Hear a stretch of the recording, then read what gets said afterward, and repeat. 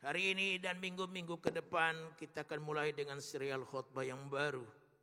20 virus mematikan bagi manusia akhir zaman.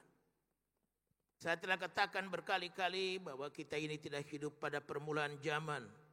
Permulaan zaman adalah zaman Adam dan Hawa, nenek moyang kita, dan penciptaan alam semesta. Kita juga tidak hidup pada zaman pertengahan. Zaman pertengahan adalah zaman Yesus Kristus lahir. Dia melayani, dibunuh dan dikuburkan. Pada hari yang ketiga bangkit kembali dan naik ke sorga.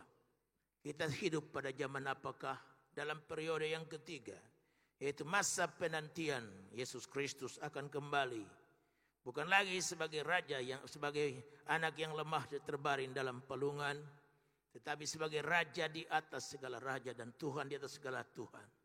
Dan digenapkanlah firman, tiap lutut bertelut dan tiap lidah mengaku bahwa Yesus Kristus adalah Tuhan. Inilah masa akhir kita. Jadi pada masa akhir ini aneh-aneh terjadi. Akan ada muncul nabi-nabi palsu yang membingungkan. Pengajaran-pengajaran yang menggeser Yesus. Dan mengutamakan hal-hal lahiriah yang berhenti di lubang kubur. Tanpa mereka sadari, mereka memperlakukan diri sebagai orang beribadah. Tapi kekuatan ibadah itu sendiri tidak ada pada mereka.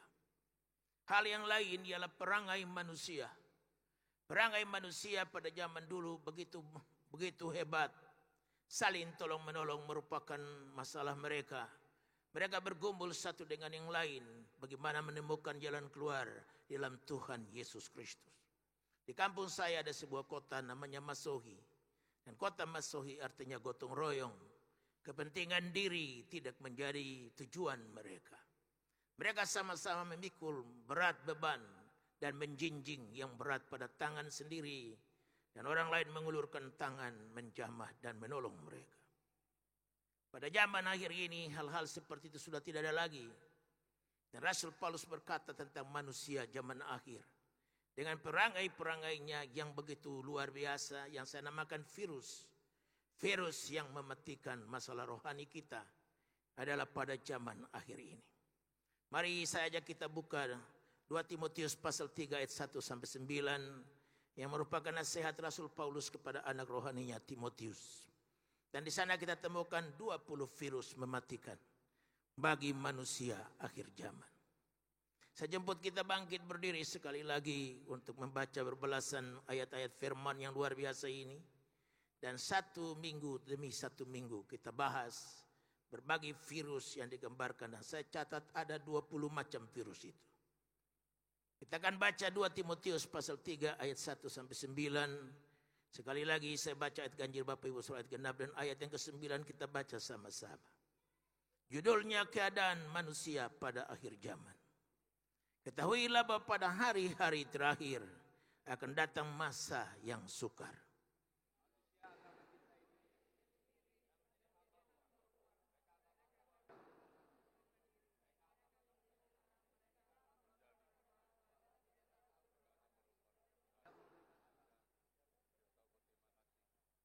Tidak tahu mengasihi, tidak mau berdamai, suka menjelekkan orang, tidak dapat mengekang diri, garang, tidak suka yang baik.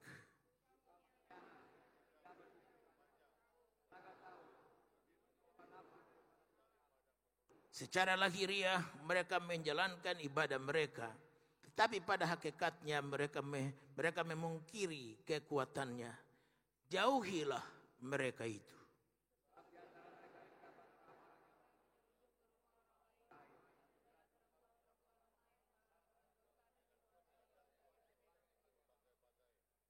Yang walaupun selalu ingin diajar, namun tidak pernah dapat mengenal kebenaran.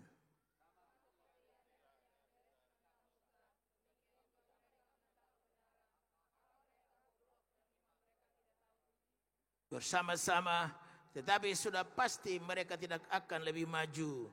Karena seperti dalam hal Yanes dan Yambres, kebodohan mereka pun akan nyata bagi semua orang. Amin. Silakan duduk. Tuhan memberkati kita. Pasal 3 2 Timotius ini dimulai dengan kalimat ketahuilah pada hari-hari terakhir. akan datang masa yang sukar. Berarti kesukaran itu bukan sekedar diizinkan Allah sebagai kebaikannya yang tersembunyi, sebagai cara lain Allah untuk membentuk kita supaya watak dan karakter kita mantap. Tapi dalam bacaan ini digambarkan bahwa pada zaman akhir akan datang satu kesukaran, dan kesukaran itu diciptakan oleh kita sendiri. Karenanya dimulai dengan kalimat ayat 2, manusia akan mencintai dirinya sendiri, menjadi hamba uang. Mereka akan membual dan menyombongkan diri. Mereka akan menjadi pemfitnah. Mereka akan berontak terhadap orang tua dan tidak tahu berterima kasih, tidak memperdulikan agama. Satu demi satu virus ini akan saya bahas setiap minggu. Mulai pada hari ini yang saya beri nama virus pertama ayat 2, manusia akan mencintai dirinya sendiri. Mencintai diri sendiri merupakan virus yang mematikan. Saudara bisa bayangkan kalau pada zaman akhir ini semua orang hanya mementingkan dirinya dan tidak memikirkan kepentingan orang lain terasimawa kepentingan Tuhan. Akan menjadi apa masyarakat kita? Akan menjadi apa negara dan suatu bangsa di mana rakyatnya hanya hidup mementingkan diri dan tidak pusing dengan orang lain. Perkecilkan bangsa dan negara menjadi sebuah gereja. Apa nasib gereja itu kalau masing-masing orang yang di dalam pimpinan-pimpinan majelis, dalam guru-guru sekolah minggu, pemimpin-pemimpin yang bernama praise and worship, dan segala bentuk pelayanan lainnya. Orang-orang ini tidak pusing dengan orang lain. Mereka tidak suka berdamai dengan orang lain. Dapatkah gereja itu maju? Kalau dia maju hanya mujizat Tuhan yang mengerjakannya. Karena itu akan ada malapetaka berbagai kesukaran. Dalam gereja, lihatlah dalam rumah tangga yang lebih kecil. Kalau saja suami kita cuma mementingkan dirinya sendiri. Dia tidak mau pusing dengan istri. Istri mau bagaimana masa bodoh. Dia tetap pikirkan pekerjaannya saja. Sehingga pekerjaannya lalu menjadi istri yang lain di samping istrinya. Istrinya merana karena tidak ada waktu. Istrinya tidak punya teman untuk ajak ngobrol, berbicara tentang kepentingan rumah tangga. Masa depan anak-anak yang perlu, bagaimana kita ciptakan anak-anak yang hebat, perkasa di bumi, dan menjadi alat bagi Tuhan. Karena waktu tidak ada, maka pertengkaran pun terjadi. Ancaman untuk bercerai lalu merupakan kata-kata biasa yang anak-anak yang masih belum pantas untuk mendengarkan di rumah, lalu mulai belajar bahwa jika ada masalah harus bercerai. Mereka tidak menunjukkan iman yang teguh, kata-kata yang pantas mendidik, sehingga anak-anak itu belajar dari kecilnya. Jadi jangan salah anak-anak kita. Bisa saja anak-anak belajar dari bapaknya. Kita menyuruh mereka berhenti merokok, bapak sendiri puspas 2 bungkus per hari. Kita suruh rajin ke gereja supaya hidupmu diberkati Tuhan. Sedang hari Minggu kita main yoker karo. Teladan-teladan yang kita tinggalkan ini semuanya merupakan virus yang masuk dan tanpa kita sadari kepada roh dan jiwa dari anak-anak kita. Rumah tangga itu hancur oleh karena tiap-tiap anggota mementingkan dirinya sendiri. Ada istri yang tidak mau tahu dengan suaminya. Gua cuma tahu lo cari duit. Masa bodoh tiap hari dia di mall yang satu kepada mall yang lain. Berbelanja ke mall bukan soal salah. Loh, yang belanja adalah duit saudaraku. Kenapa pendeta jadi sewot dari mimbar untuk mempercakapkannya? Bukan. Yang saya maksudkan banyak kita belanja tanpa kita sadari untuk apa kita berbelanja. Bukankah banyak orang berbelanja tentang temiring-miring, kantong-kantong 3-4. Tapi sampai di rumah dia sendiri bingung terhadap barang-barang yang dibelanjakannya. Dia tidak tahu menempatkan sehingga rumah menjadi seperti kapal muatan yang sedang bongkar muatannya. Dan sebagainya. Berarti yang membuat kesukaran dalam kehidupan ini adalah kita sendiri. Oleh sebab itu hari ini virus yang pertama yang saya akan bahas bersama dengan saudara pada hari ini adalah mencintai diri sendiri. Tema renungan berjudul virus mematikan pertama adalah mementingkan diri sendiri. Mencintai diri tidak salah. Sebab itulah dasar dari panduan kita mengasihi orang lain. Cintailah sesamamu seperti engkau mencintai diri sendiri. Berarti mencintai sendiri panduan. Untuk dapat kita membagikannya kepada orang lain. Teman dekat, keluarga, anak cucu, besan, mantu, dan sebagainya. Berapa banyak orang tua yang tidak akrab dengan mantunya dengan berbagai alasan. Bahwa mantuku ini bodoh, mantuku ini nggak ngerti sesuatu. Saya bertanya, mengapa Bapak cari mantu yang bodoh? Bukankah itu urusan pilihan Bapak sendiri? Kenapa Bapak tidak nasihatkan putri atau putra untuk tidak menikah dengan mantu yang bodoh? Nah, kita lihat di sini pergumulan kita hari kepada sehari. Orang-orang yang mementingkan diri itu, mengasihi diri harus mulai dari dia. Jangan harapkan kasih dari istri jika Anda sendiri tidak mengasihi dirimu. Jangan harapkan kasih dari suami jika engkau tidak mengasihi dirimu sendiri. Mengasihi diri dalam arti positif.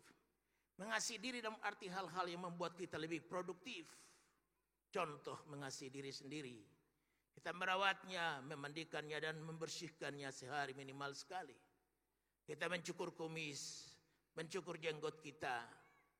Ada orang-orang yang lebih tampan pakai kumis, luar biasa. Tapi jangan kita juga berkumis, juga berjenggot, juga sampai panjang. Sehingga kita terlibat dalam angkapan salah dari orang-orang yang ekstrim. Orang-orang ekstrim itu jelas penampilannya berjenggot panjang dan lebat kiri kanan pada mukanya. Jika saya lalu berdandan seperti itu dikala menyampaikan firman, sudah pasti protes kepada saya, Bapak Pendeta. Apa-apa tidak berpikir bahwa Bapak punya penampilan buruk? Penampilan apa? Lihat Bapak punya jenggot, berkacalah di kaca. Apakah Ibu tidak pernah menegur Bapak soal kumis dan jenggot Bapak? Saya lihat orang-orang yang pakai kumis tampan. Pakai. Tapi ada orang-orang yang pakai kumis malah lebih aneh kelihatannya. Cukur, buang. Rawat diri. Makan makanan ampas sehat 5 sempurna. Jangan sampai di hari tua umur baru 60 sekian udah jalan temiring-miring. Karena mengalami stroke. Mengalami berbagai macam penyakit. Orang Cina berkata mulut adalah pintu penyakit bagi kita. Oleh sebab itu kita menjaga diri. Kita makan yang sehat. 4 sehat 5 sempurna menjadi kejaran makan kita. Lihat di internet, di iklan-iklan, di televisi. Orang selalu banyak berbicara tentang the healthy food, makanan sehat. Bagaimana sehat dan bugar? Mereka mempercakapkannya. Tidak susah bagi kita untuk menemukan informasi. Apalagi sudah mengerti internet, sudah mengerti Facebook dan sebagainya. Akses ke sana. Lalu lihatlah makanan-makanan sehat itu model apa saja. Tidak mungkin kita makan sembarang. Kita makan dengan keyakinan bahwa rawat tubuh ini karena merupakan bait dari Allah. Roh Kudus tinggal di dalamnya. Sehingga kita melayani tubuh kita dengan kesadaran bahwa ini untuk Tuhan. Karena tubuh saya ini bukan punya saya sendiri. Tapi punya Tuhan yang telah menebusnya dengan harga yang mahal dan lunas. Dengan darahnya yang tertumpah di kayu salib. Hari ini kita menyaksikan roti dan anggur. Gambaran dari penebusan itu. Gambaran dari harga yang lunas dan dibayar tuntas. Sehingga kita lalu menyadari bahwa merawat tubuh tidak salah dalam arti tubuh dirawat untuk Tuhan. Bukan untuk dosa dan segala bentuk keinginan yang jahat. Kalau kita dengan pendirian itu merawat tubuh kita. Kita tidur yang cukup. Makan yang cukup 4 sehat 5 sempurna. Olahraga secara teratur. Menurut ahli-ahli gizi cukup olahraga 30 menit per hari. Anda tidak perlu berjam-jam olahraga. Dia katakan bahwa tubuhmu akan penat dan capek. Dan kamu gampang terserang penyakit. Olahraga minimal 30 menit saja tiap hari. Itu cukup. Jadi kategorikan 10.000 langkah. Tiap hari saja Anda menemukan badan yang prima. Nah, 10.000 langkah itu dibagi menjadi 6 hari per minggu yang masing-masingnya adalah setengah jam. Saya belum pernah berhitung berapa setengah jam itu makan langkah. Tetapi para ahli gizi berkata bahwa 10.000 langkah per minggu Anda akan menemukan tubuh yang prima. Cintailah diri dalam pengertian seperti itu. Tapi saya percaya mencintai diri di sini adalah merupakan musuh terhadap Tuhan Allah, terhadap diri sendiri dan terhadap sesama. Itu sebabnya saya berikan judul ini. Yang pertama, mencintai diri sendiri adalah racun yang berada dalam diri kita sendiri. Racun ini tidak jauh. Dia berada pada hati dan pikiran kita. Di mana kita tidur, dia bersama kita. Dikala kita bangun, dia pun bersama kita. Dikala kita pergi bekerja, dia bersama kita di sana di ruangan di mana kita tinggal duduk seorang diri. Kemanapun kita pergi, musuh ini mengikuti kita 24 jam per hari, 7 hari per minggu, 365 hari per tahun. Nah, hitunglah sekarang hari ketiga dari tahun 2016. Dan kalau kau tetap mementingkan dirimu, itu racun sedang kau pelihara dalam hidupmu sendiri. Karena itu mencintai diri sendiri dalam arti yang jahat adalah merupakan racun yang ada pada pikiran kita, hati kita, dan segala bentuk diri yang olehnya racun ini akan meracuni hidup kita. Dengan menyadarinya racun ini, lalu kita tidak tinggal diam terhadapnya. Tapi marilah saya perlihatkan kepada Bapak Ibu semua menurut Alkitab, bagaimana racun yang bernama mementingkan diri sendiri mematikan program kita terhadap Tuhan. Itu sebabnya dengar saya berikan beberapa kupasan. Jadi kalau kita mencintai diri kita sendiri, berarti kita sedang memelihara musuh yang berada dalam diri kita. Jadi musuh kita bukan orang lain. Musuh kita bukan tetangga yang memampatkan got kita sehingga mengalir tidak mungkin dan meluap ke dalam kamar atau dalam ruang tamu atau juga di dalam dapur sehingga bau busuk merajalela. Musuh kita bukan teman di kantor persaingan bisnis. Bukan orang-orang yang ada pada kita, bukan. Tapi musuh kita adalah diri kita sendiri. Saya terkagum-kagum membacakan sebuah buku. Karena saya harus banyak membaca, karena saya pengarang dari buku Florence Scofield Shinn. Dalam bukunya The Game of Life, dia berkata begini, man's only enemies are within himself. Dengar saya baca lagi sekali Florence Scofield Shinn. Dalam bukunya The Game of Life mengatakan man's only enemies are within himself. Artinya musuh dari manusia, the only enemies, musuh satu-satunya bagi manusia adalah sesuatu yang berdalam dirinya. Berarti dia tidak jauh dari kita. Itulah sebabnya saya berkata bahwa racun ini kita sedang pelihara dengan baik. Dan dia meracuni kita dan tiba saatnya dia akan membawa kita kepada kematian yang kekal, terpisah dengan Allah dan terpisah dengan sesama kita. Itu sebabnya mencintai diri dalam arti bahwa Anda hanya hidup bagi diri sendiri. Dirimu menjadi Tuhan di samping Tuhan yang benar. Dirimu menjadi segalanya. Engkau tidak butuh siapa-siapa. Orang mementingkan diri itu, dia tidak butuh Tuhan. Dia tidak butuh sesama manusia.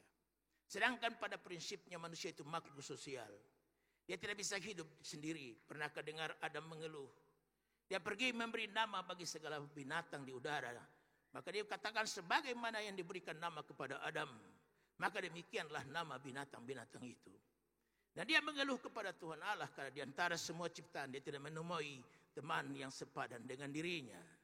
Lalu Allah menjadikan manusia yang lain, yaitu Adam, dari tulang rusuknya sendiri. Alkitab dengan tegas berkata Allah membuat Adam tidur. Dan dia mengambil tulangnya dari bentuknya seorang perempuan dan diberikan kepadanya. Anda melihat bagaimana makhluk sosial itu mempunyai inspirasi.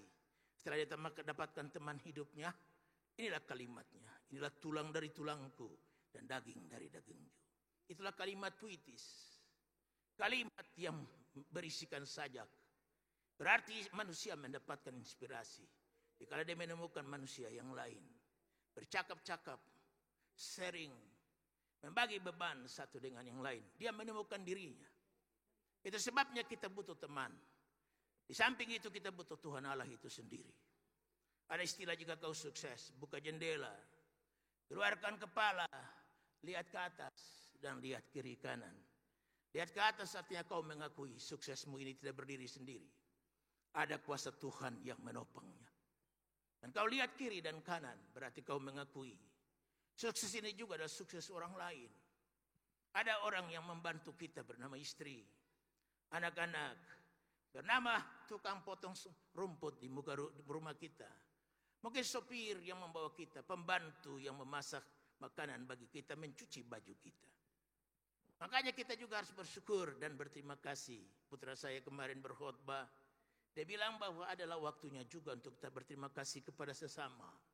Kepada orang-orang yang tidak masuk hitungan, kepada pembantu, kepada sopir, kepada orang-orang yang membawa kita dalam sukses yang kita raih. Isaac Newton. Isaac Newton ini seorang ahli kimia, ahli dalam berbagai bidang ilmu. Dia berkata begini, if I can see further than any man, it is because I stood on the shoulders of the giants. Kalimatnya berarti jika aku bisa melihat lebih jauh, melihat lebih cermat dari orang lain, itu karena aku berdiri di atas pundak orang-orang yang hebat. Dia mengerti bahwa ilmu yang dia temukan tidak berdiri sendiri. Ada orang-orang lain yang telah menjadi inspirator kepadanya. Dan di atas pundak mereka lah dia berdiri. Dan dia bisa melihat jauh sehingga dia bisa melihat rumusan-rumusan yang orang lain tidak mampu melihatnya. Mari kita sadar bahwa kita tidak bisa berjalan sendiri dalam tahun 2016 ini. Kita butuh Tuhan dan butuh orang lain. Karena dengan cara itulah Tuhan menciptakan manusia. Supaya dia bergantung bukan pada dirinya sendiri, tapi dia bergantung kepada Tuhan yang melebihi segala sesuatu dalam melakukan apa saja. Dan dia bergantung kepada sesamanya. Orang-orang penting yang mengitari dia, maupun orang-orang yang tidak bisa dilihat, mungkin rendah pangkat dan kedudukannya, sehingga kita merasa harga diri kita terusik dikala kita berterima kasih kepada mereka. Lakukan terima kasih itu. Saya berterima kasih sebagai gembala kepada para pelayan melayani sepanjang tahun 2015 tanpa pamrih. Mereka tidak mencari hormat, mereka melayani dengan tulus. Ada orang-orang yang berterbeban, yang dia tanpa disuruh melakukan sesuatu. Contohnya seperti kemarin tahun baru, tanggal 1. Jam 9 kita mulai ibadah. Maka 9 kurang 20 menit. Gambar-gambar telah tampil di layar. Natal kita pada tahun 2014. Sementara dia berjalan mau dekat jam 9, tiba-tiba mati lampu. Siapa yang mampu bisa mengatur? Orang bilang mungkin korslet, Pak. Karena ini ada satu Ethernet di atas lepas. Jangan-jangan itu mungkin korslet dari situ. Saya berkata kalau itu korslet, tidak akan mungkin ada gambar telah muncul setengah jam sebelum jam 9. Apakah ini ada sesuatu dalam tanda kutip? Bapak terasa lagi datang kepada saya. Bapak, saya sudah telepon kepada teman saya di PLN. Tolong tunggu 30 menit. Dia akan datang dan membereskan lampu kita. Orang-orang yang terpanggil. Berarti suksesnya sebuah ibadah tidak tergantung pada pendeta. Tergantung pada orang-orang lain. Ada orang-orang yang membersihkan ruangan ibadah sebentar selesai. Mereka bernama cleaners. Mereka dengan jitu membersihkan bangku, melapnya karpet disedot segala abu yang merintangi. Sound system, pemusik, mereka ikut bermain di dalam suksesnya sebuah ibadah. Oleh sebab itu, ibadah itu milik semua orang. Dan di dalamnya saya melihat peranan saudara masing-masing. Saya tidak akan bernama pendeta tanpa saudara. Karena saudara jemaat. Seorang pendeta disebut pendeta atau gembala sidang. Karena ada jemaat yang digembalakannya. Jika ada saja saya pendeta, tidak punya jemaat yang saya gembalakan, saya tidak layak menyandang predikat gembala sidang. Ada sangat sedih di banyak gereja. Gembala sidangnya tidak pernah berkhotbah tiap minggu secara rutin. Sedangkan definisi dari gembala, itu bahasa Inggrisnya shepherd. Kalau dikatakan shepherd is the one who feed the sheep. Gembala adalah orang yang memberi makan domba-domba. Sejauh saya tidak memberi makan buat saudara, saya tidak layak menyandang predikat gembala. Saya layak menyandang predikat gembala karena 1 minggu pun tidak absen saya dalam menyampaikan firman bagi saudara sekalian. Kecuali saya keluar negeri, karena jabatan-jabatan yang ada connectingnya dengan badan-badan misi atau badan gereja yang lain di luar negeri. Dan kalau saya pergi tidak akan mungkin saya pulang pada hari Minggu. Dan itu pun hanya bisa dihitung dengan jari, bukan tiap minggu. Bolehnya saya melayani saudara dengan sadar bahwa saya tidak layak makan gaji dari kolekte kalau saya tidak memberi makan buat saudara. Tapi saya memakan berkat yang Tuhan kasih dengan hati gembira. Dia tidak menjadikan penyakit dalam diriku karena saya tidak mencuri uang saudara. Saya tidak mencuri uang gereja. Saya makan yang layak saya dapatkan sesuai firman. Orang yang memberitakan firman layak makan dari firman yang diberitakannya. Jadi oleh sebab itu, marilah kita lihat bahwa kita tidak bisa hidup sendiri. Kita butuh Tuhan dan butuh orang lain. Tetapi jika kita mementingkan diri, kita sebagai orang yang tahu tapi bodoh, kita sedang membunuh diri kita sendiri. Karena apa? Karena kita hilangkan Tuhan yang mampu melakukan mujizat. Dan sesama kita yang menopang dalam memberikan berbagai sarana bagi kita. Mencintai diri sendiri, mematikan keinginan kita mengiring Tuhan. Mengiring Tuhan itu ada satu dorongan dari dalam. Tetapi jika kita mementingkan diri, dorongan ini menjadi mati dan lumpuh. Dengar apa dikatakan oleh Alkitab. Matius 16 ayatnya yang ke-24. Matius 16 ayat 24. Lalu Yesus berkata kepada murid-muridnya, setiap orang yang mau mengikut aku, yang harus menyangkal dirinya, memikul salibnya dan mengikut aku. Menyangkal diri tidak berarti bahwa kita tidak pusing dengan diri kita. Tadi saya tidak katakan bahwa kita harus merawat diri, memberi makan 4 sehat 5 sempurna, tidur yang cukup, olahraga, membenahi diri. Setiap penampilan, buktikan penampilan yang bersih, penampilan yang keren. Mengapa? Oleh karena penampilan saudara berbicara lebih cepat dari mulutmu sendiri. Tetapi lihatlah penampilan. Jika Anda penampilan biasa-biasa saja, orang sudah bisa terka. Sesuatu yang tepas dalam diri dan batin. Karena pakaianmu berbicara lebih awal, lebih dulu, lebih cepat daripada bibirmu sendiri. Itu sebabnya berpenampilan sebaik mungkin. Jangan berpenampilan yang aneh. Yang orang melihat gak lazim ya bapak itu punya baju. Gak lazim ya penampilan bapak itu. Malah dianggapnya rada-rada. Berpenampilan yang baik. Kalau saudara seorang pendeta, berpenampilan seorang pendeta. Saudara pengusaha, berpenampilan sebagai seorang pengusaha. Saya sadari bahwa saya ini pendeta. Saya tidak perlu menghiasi jari-jariku dengan permata, dengan emas, perak, dan intan permata. Enggak perlu, itu bukan dandanan seorang pendeta. Pak Oton Darmawan ini, saya punya majelis yang paling tua, gereja kita punya majelis. Anaknya berulang tahun sama dengan saya. Pada waktu ulang tahun anaknya, kami masih di Raden Saleh. Gereja sebesar ini belum ada. Hujan turun, Pak Oton naik mobil khusus sengaja. Datang untuk mengucapkan selamat. Dia lepaskan cincin dari jarinya. Dia berkata, ini buat bapak pakai. Lalu saya sendiri juga, habis itu beliau pulang. Berapa menit beliau balik lagi. Nyonya saya bertanya, engkau lupa apa? Enggak, saya cuma mau bilang sama ibu. Cincin tadi yang saya kasih itu bukan untuk gereja. Untuk Pak Yakob pribadi. Suruh beliau pakai. Kita sampai di rumah, saya mengucap syukur, memohonkan berkat Tuhan dipulangkan kepada hambanya. Saya pakai cincin itu, Roh Kudus mendakwa saya. Untuk siapa hendak kau pamerkan cincin itu? Untuk apa kau bergaya di muka mimbar dan memakai cincin berlian, sedang banyak orang kekurangan membutuhkan uluran tangan Tuhan. Cincin itu saya simpan, ada beberapa diberikan orang. Saya tidak pakai, karena itu dandanan bukan punya saya. Saya pendeta, berdandan yang biasa-biasa saja. Asal Kristus dimuliakan, kerajaannya ditegakkan, dan banyak jiwa diselamatkan. Target saya bukan harta dan bukan saya, target hidup saya bukan harta, emas, dan perak, bukan. Saya berkali-kali bertanya kepada saudara. Sekarang saya mau bertanya sekali lagi di permulaan tahun 2016 ini. Tahukah saudara apa kesukaan saya? Kesukaan saya bukan rumah yang mewah. Kesukaan saya bukan mobil bermerek. Kesukaan saya adalah jika saudara diberkati Tuhan. Nasibmu berubah. Dulu jalan kaki, sekarang punya mobil. Saya ditututin lagi, tut siapa hendak turut.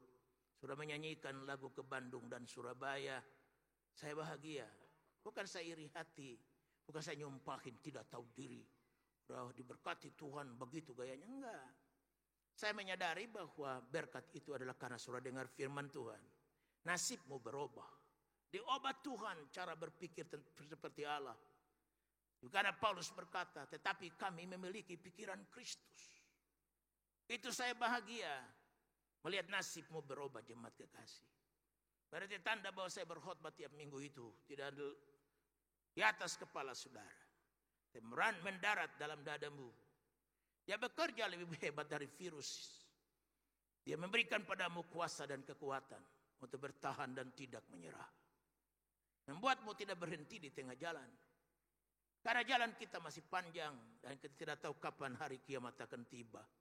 Kita tidak perlu seperti orang lain dengan sok jago menentukan hari kiamat pada tanggal tertentu dan bulan tertentu. Tidak ada pada kita hak seperti itu. Itu haknya Tuhan Allah. Murid-murid bertanya kepada sang guru, Yesus Kristus, Guru, kapankah hari kiamat itu akan tiba? Dia berkata, aku tidak tahu, hanya Bapa di sorgalah yang mengetahui semua itu. Tuhan Yesus saja menyerah. Tuhan Yesus saja tahu ranah-ranah mana yang pantas dia kerjakan dan mana yang tidak pantas dikerjakan. Dia anak Allah saja berkata, aku tidak tahu. Tapi banyak kita yang tahu, so tahu, so aksi. Menjamah sesuatu yang bukan haknya dan kewajiban kita. Bekerjalah seturut batasan-batasan yang Tuhan berikan kepada kita. Di luar itu serahkan pada Tuhan yang mampu melakukan apa saja. Sejauh bahu bisa memikul, itulah hak kita. Sejauh tangan dapat menjinjing, itulah hak kita. Di luar bahu memikul dan tangan menjinjing. Haknya Tuhan yang menciptakan bahu dan kemampuan memikul. Dan menciptakan tangan dan kemampuan menjinjing. Dialah yang berhak menerima segala kemuliaan, hormat, syukur dari sekarang, bahkan sampai selama-lamanya. Hal lagi yang lain, mencintai diri sendiri, adalah racun yang mematikan manusia. Mengapa dia mematikan? Karena alat daripada racun yang mementingkan diri sendiri adalah hal-hal yang membuahkan perkara-perkara yang mendukacitakan Tuhan. Baca bersama saya Roma pasal yang ke-7 ayat 19 sampai 21. Roma pasal 7 ayatnya ke-19, sebab bukan apa yang aku kehendaki, yaitu yang baik yang aku perbuat, melainkan apa yang tidak aku kehendaki, yaitu yang jahat yang aku perbuat. Ayat 20, jadi jika aku berbuat apa yang tidak aku kehendaki, maka bukan lagi aku yang memperbuatnya, tapi dosa yang diam di dalam aku. Demikianlah aku dapati hukum ini. Jika aku menghendaki berbuat apa yang baik, yang jahat itu ada padaku. Rasul Paulus sendiri menyadari bahwa musuh itu tidak jauh. Dia berada pada dalam batin kita dan hati dan pikiran kita. Dia ingin berbuat baik, tapi dia tidak mampu. Yang jahat, yang tidak diingini dan dirancangkan dan diprogramkannya, muncul lebih awal dari tindakan berbuat baik. Kalau dia menjerit, siapakah yang dapat menolong aku melepaskan tubuhku yang fana ini? Kalimat terakhirnya dia berkata, tetapi aku bersyukur kepada Tuhan. Aku bersyukur kepada Yesus Kristus. Dengan kuasanya aku dilepaskan.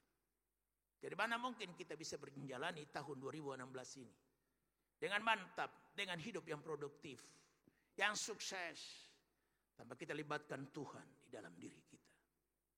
Jangan kita gegabah dan sombong dan berkata aku tidak butuh Tuhan. Ke gereja pertanda Anda butuh Tuhan. Karena sinilah Tuhan yang dikabarkan. Tidak ada lain yang dikabarkan dalam ibadah kecuali Yesus Kristus yang mati, Yesus Kristus yang dikuburkan, Yesus Kristus yang bangkit dari antara orang mati, dan Yesus Kristus yang naik ke surga dan akan datang kembali. Itulah berita Injil yang harus kumandangkan dan dikabarkan setiap ibadah. Dan saudara pantas datang untuk mendengarnya. Menyukuri Tuhan buat firman, makanan bagi jiwa dan roh. Karena bukan saja oleh roti manusia hidup, tetapi juga oleh firman Allah. Musuh manusia hanyalah apa yang berada dalam dirinya dan kekuatan dosa. Dosa memisahkan kita dengan Allah, dengan sesama, dan hubungan kita dengan diri sendiri. Dengarkan saya bacakan bagaimana dosa memisahkan kita dengan Allah. Yesaya 59 ayat 1 sampai 2. Yesaya 59 ayat 1 sampai 2, sesungguhnya tangan Tuhan tidak kurang panjang untuk menyelamatkan, dan mendengarnya tidak kurang tajam, dan pendengarnya tidak kurang tajam untuk mendengar. Ayat 2. Tetapi yang merupakan pemisah antara kamu dan Allahmu ialah segala kejahatanmu, dan yang membuat dia menyembunyikan diri terhadap kamu sehingga ia tidak mendengar ialah segala dosa. Dosa memisahkan kita dengan, berarti sifat mementingkan diri adalah dosa. Bukan sekedar dosa racun yang mematikan. Dan jika kita hidup terus ini berarti kita pisah dengan Tuhan Allah. Dan kalau kita pisah dengan Tuhan Allah, tidak ada ungkapan lain selain ungkapan pokok anggur yang benar. Jika carang itu lepas dari pokoknya, hendak dipengapakan, dia hanya dikumpulkan dan dibakar dalam dapur api. Tapi Yohanes 15 yang sama ayat 5-nya. Jika akulah pokok anggur yang benar dan kamulah ranting-rantingnya. Dia berkata, tanpa aku satu pun tak dapat yang kau perbuat. Kaitkan dengan kalimat pemazmur, Mazmur 117 ayatnya yang pertama. Jikalau bukan Tuhan yang membangun rumah, sia-sia semua tukang yang membangun akan dia. Dan jikalau bukan Tuhan yang mengawal sebuah negeri, sebuah kota, sia-sia semua penjaga yang berjaga-jaga akan dia. Tukang adalah orang ahli. Tukang batu adalah ahli batu. Tukang yang membangun rumah adalah ahli membangun rumah. Seahli-ahlinya kita. Keahlian kita tidak berbuat banyak bagi diri kita. Kita perlu connecting dengan Allah yang kuasanya mengerjakan mujizat, kuasanya mengerjakan perkara-perkara yang mustahil. Dan jika kita connecting dengan Tuhan Allah, kalimatnya akan menjadi begini: beserta dengan Allah kita lakukan perbuatan yang gagah perkasa. Beri tepuk tangan dulu bagi kuasa Tuhan yang luar biasa. Itulah hal yang pertama yang kita kaji dalam bacaan. Mencintai diri sendiri adalah racun. Dan hal yang kedua, mencintai diri yang adalah racun, justru berada pada hati dan tubuh kita. Tubuh ini dia merupakan tempat empuk bagi racun ini untuk berdiam di sana. Mengapa saya katakan begitu? Karena hati dan tubuh kita cenderung untuk melakukan dosa. Hati dan pikiran kita cenderung. Inilah dosa yang membuat Allah menyesal menciptakan manusia. Dalam Kejadian pasal 6 ayat 5, kalimatnya berbunyi begini. Kejadian 6 ayatnya yang kelima. Ketika dilihat Tuhan bahwa kejahatan manusia besar di bumi dan bahwa segala kecenderungan hatinya selalu berbuahkan kejahatan semata-mata. Jadi kalau saya sedang berdiri begini dan kepala saya miring ke kanan, berarti saya cenderung ke kanan. Kalau saya berdiri begini, kepala saya ke kiri, berarti saya cenderung ke sebelah kiri. Tapi kalau saya bertegak begini, saudara sukar menerka kemana kecenderungan hati saya. Dan kecenderungan manusia pada zaman Nuh yang olehnya membuat Allah menyesal menciptakan mereka adalah dosa, adalah segala tindakan kejahatan yang mereka berbuat terhadap Tuhan Allah. Apalagi kalau kita baca ayat 3-nya dari Kejadian pasalnya yang ke-6 itu. Dikatakan di sana bahwa manusia semata daging. Daging berarti tujuan hidup mereka cuma keinginan tubuh dan segala nafsu keinginannya. Berarti tujuan daripada hidup mereka bukan lagi Allah. Bukan Allah yang maha tinggi. Allah yang maha baik yang perlu dipuja. Disiarkan beritanya ke gunung-gunung, ke lembah-lembah. Kemana saja mereka dapat pergi dan di sana mereka sinarkan Tuhan. Itu tidak menjadi target mereka. Tapi kalau manusia itu daging semata, berarti keinginan mereka cuma makan, minum, kawin, dan dikawinkan. Bukankah itu merupakan dosa pada zaman Nuh? Lalu Tuhan Yesus berkata, sama seperti zaman Nuh, demikian zaman kedatangan anak manusia. Zaman kedatangan anak manusia artinya the last day, hari-hari terakhir. Akhir zaman bahasanya. Berarti pada akhir zaman ini akan muncul Manusia-manusia yang target hidupnya cuma keinginan daging. Dia nggak butuh Tuhan, dia nggak butuh orang lain. Yang dia butuh cuma keinginan dirinya diterpuaskan. Dia rela membunuh jika keinginan dagingnya tidak terpenuhi. Dia rela melakukan tindakan-tindakan aneh yang bernama kriminalitas jika keinginannya tidak terpenuhi. Lihat raja-raja seperti Firaun. Lihat raja-raja pada zaman dulu, jika keinginan mereka tidak terpenuhi, orang direla dibunuh dalam jumlah yang banyak, bukan soal bagi mereka. Sebabnya mereka rela membunuh. Membunuh buat mereka bukan satu persoalan yang perlu dipikirkan dan direnungkan. Tidak ada. Hanya karena keinginan yang tidak terpenuhi. Lalu Alkitab berkata, kenapa kamu bertengkar? Kenapa kau berkelahi? Karena keinginanmu tidak terpenuhi. Jadi betapa dahsyatnya sebuah keinginan yang tidak terpenuhi. Jadi kalau orang yang hidup hanya demi keinginannya, dia keinginannya yang hanya menjurus kepada makan, minum, kawin, dan dikawinkan. Berarti keinginan daging semata. Karena dalam Kejadian pasalnya yang ke-6 tadi ayat 3, dikatakan bahwa manusia itu semata daging. Tidak ada yang lain. Berarti daging itu berarti roh tidak ada dalam diri mereka. Hanya keinginan daging semata menjadi target mereka. Sama seperti zaman Nuh. Demikian zaman kedatangan anak manusia. Mari kita periksa diri. Apakah virus ini telah menguasai kita tanpa kita menyadarinya? Apakah kita mencintai Tuhan atau mencintai diri kita sendiri? Orang yang mencintai diri, dia menempatkan Tuhan Allah di paling belakang.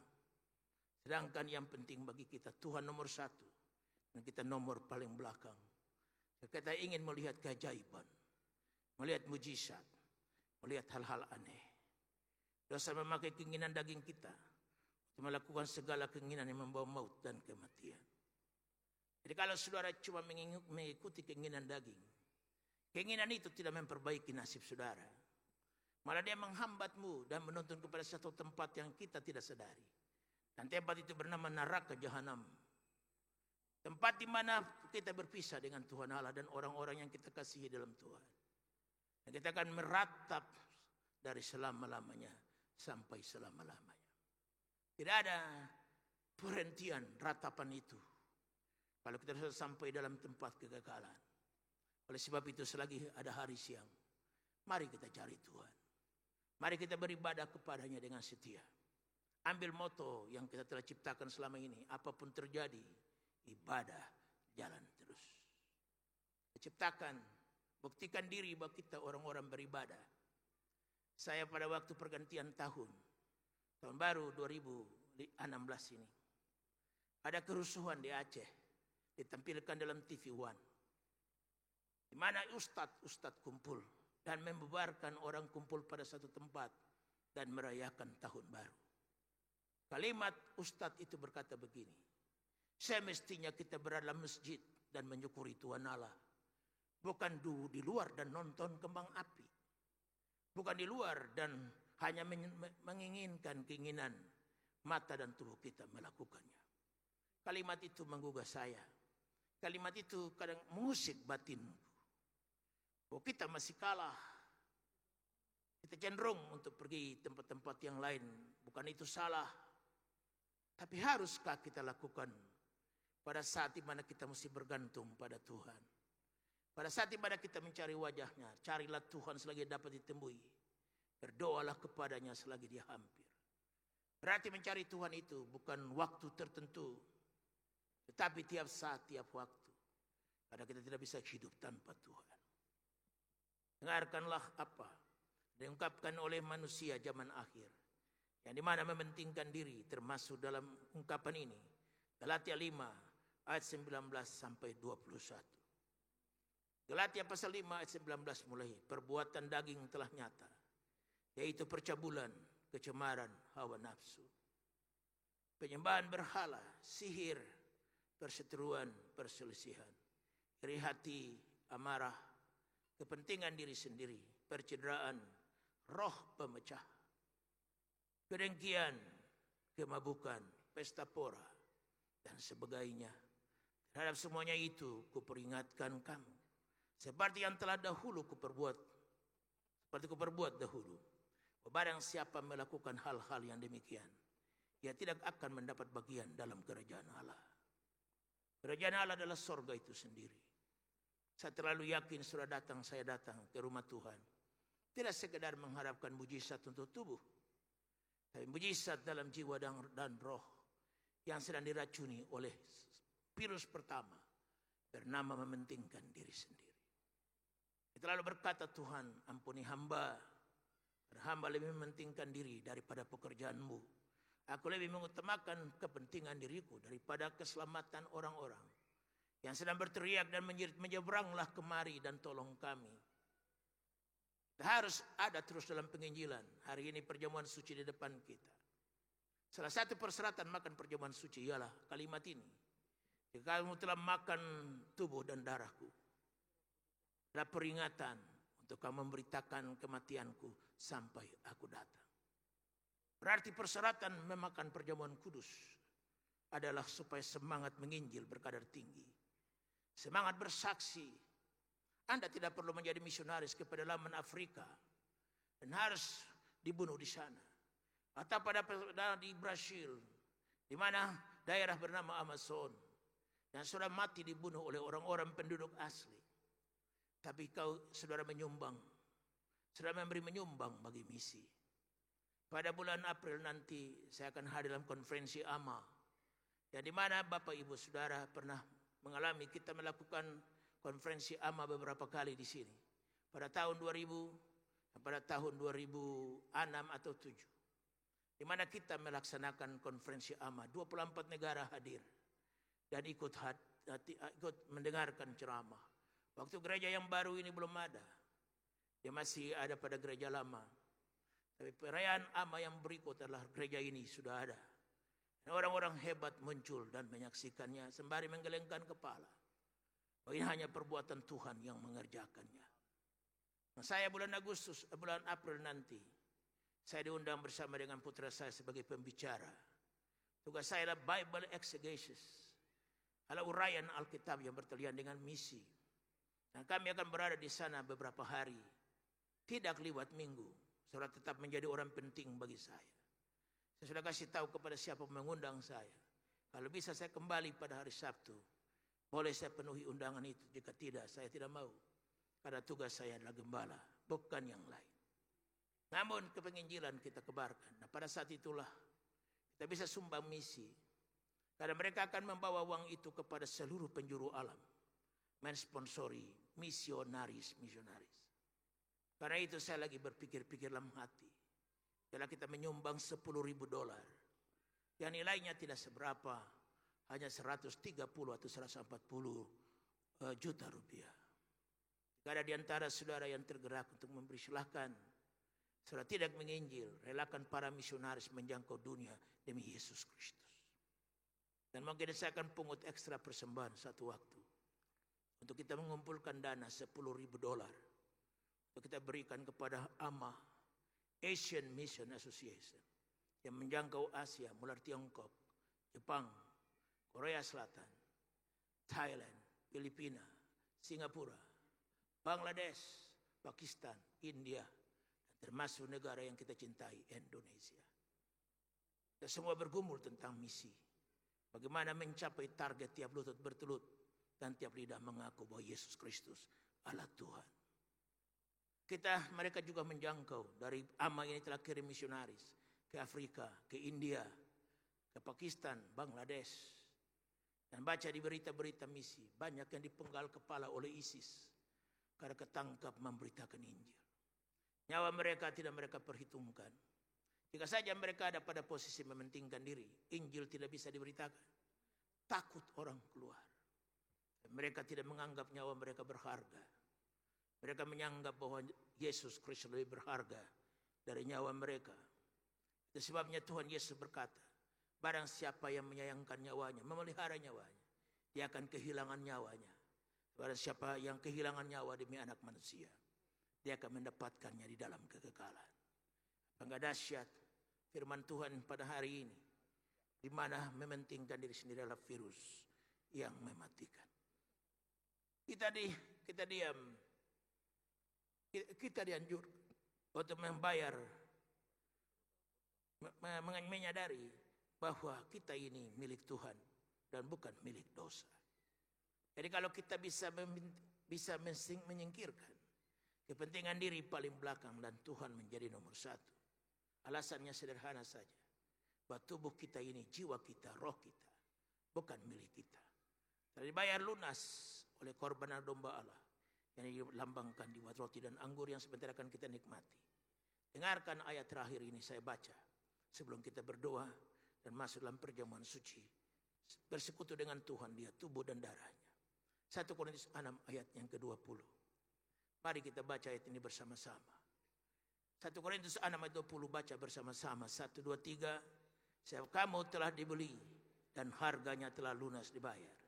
Karena itu muliakanlah Allah dengan tubuhmu. Mari kita bangkit berdiri dan kita datang dalam doa syukur. Serahkanlah hidupmu padanya. Serahkanlah seluruh persoalanmu. Karena dia sanggup menolong kita. Serahkanlah hidupmu padanya. Serahkanlah seluruh persoalanmu. Sebab di dalam namanya ada jaminan kekal di dalam segala perkara. Serahkanlah hidupmu padanya. Serahkanlah seluruh persoalanmu. Sebab di dalam namanya ada jaminan kekal di dalam segala perkara. Berseru pada Yesus, berserah pada Yesus. Percayalah dia sanggup menolongmu. Berseru pada Yesus, berserah pada Yesus. Dia akan memberi kedamaian abadi.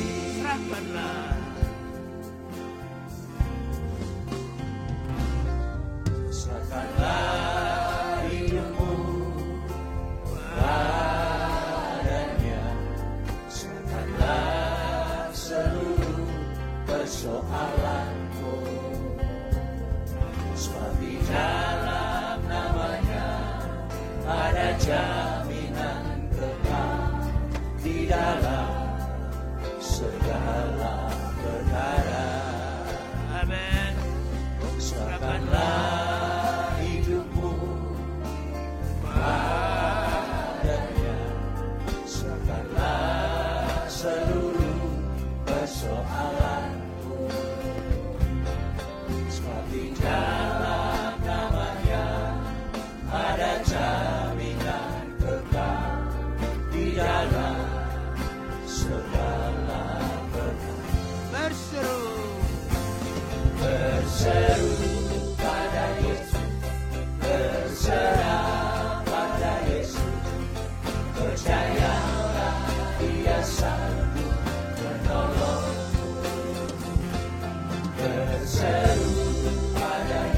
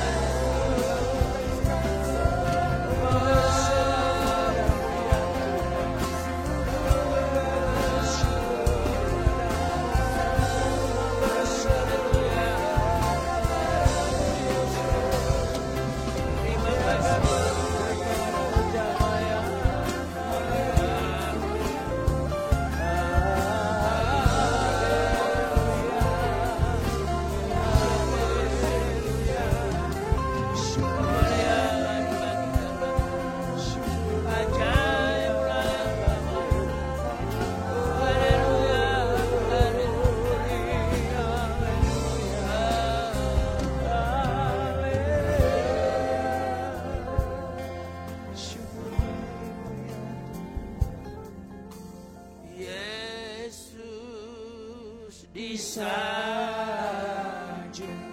Yesus disanjung,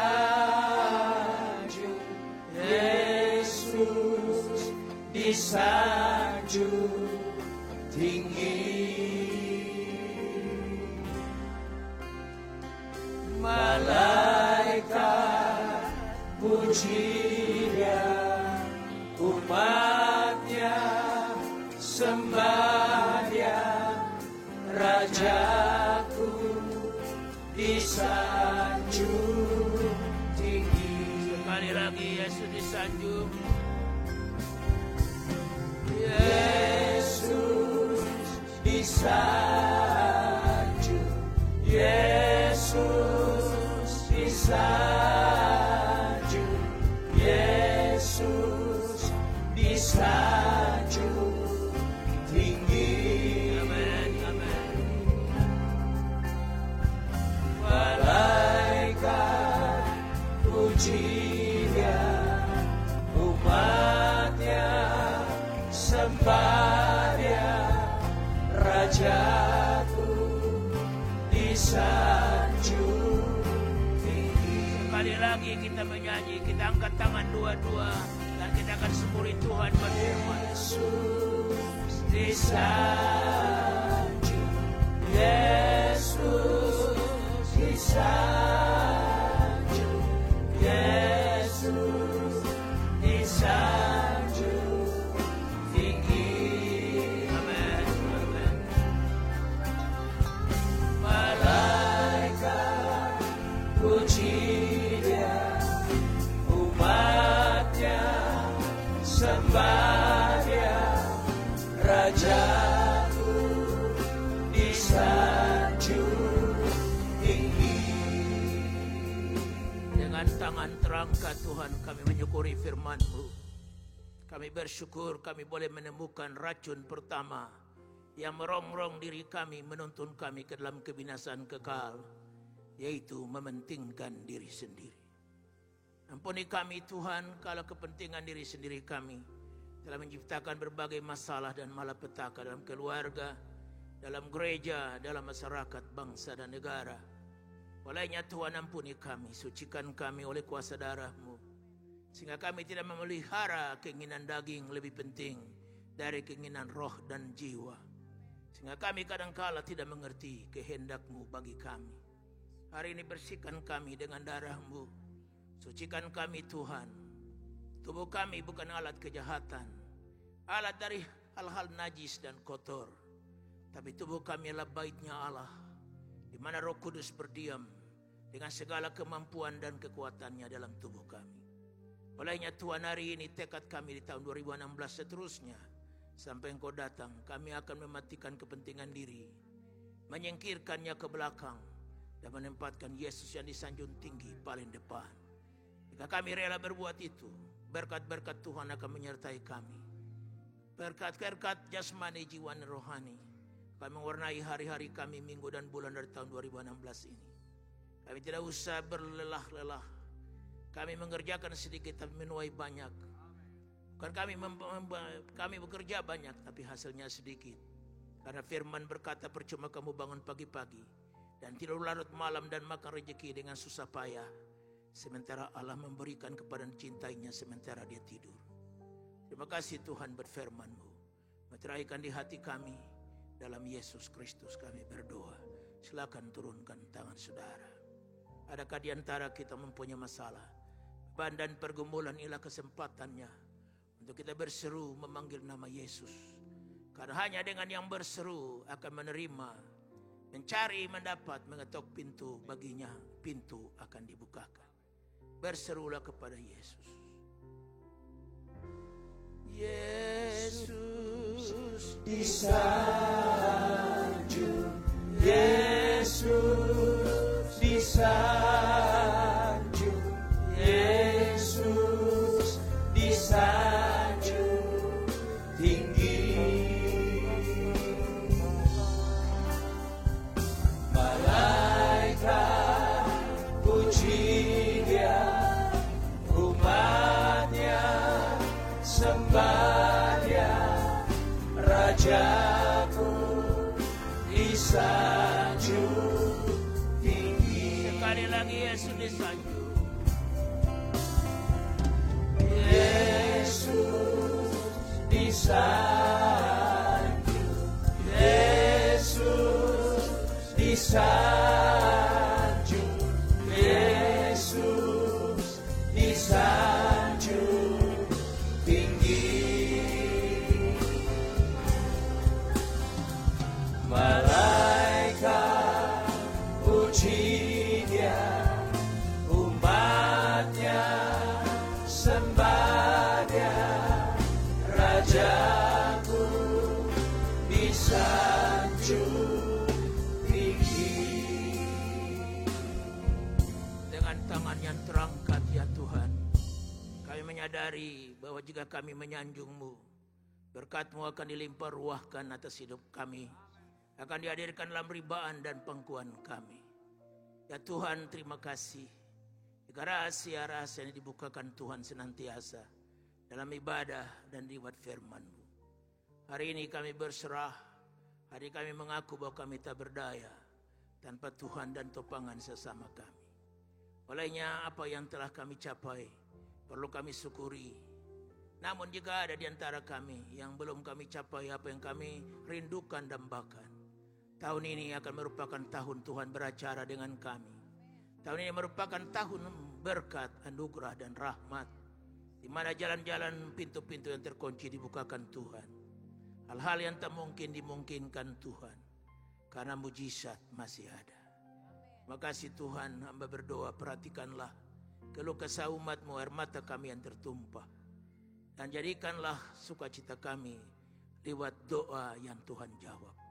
Dalam nama Yesus Kristus Tuhan kami yang hidup, kami terima jawaban Tuhan atas segala pergumulan dan doa kami. Silakan turunkan tangan saudara. Adakah di antara kita yang sakit atau meminta pemulihan kesehatan saudara? Darah Yesus dan korbannya, luka-luka bilur dilambangkan lewat roti dan anggur depan kita.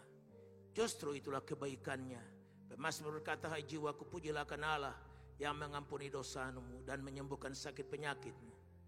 Berkat ganda terdapat dalam pengorbanannya. Olehnya taruhkan tangan kananmu pada bagian tubuhmu yang sakit. Angkat tangan kirimu tinggi memuji Tuhan.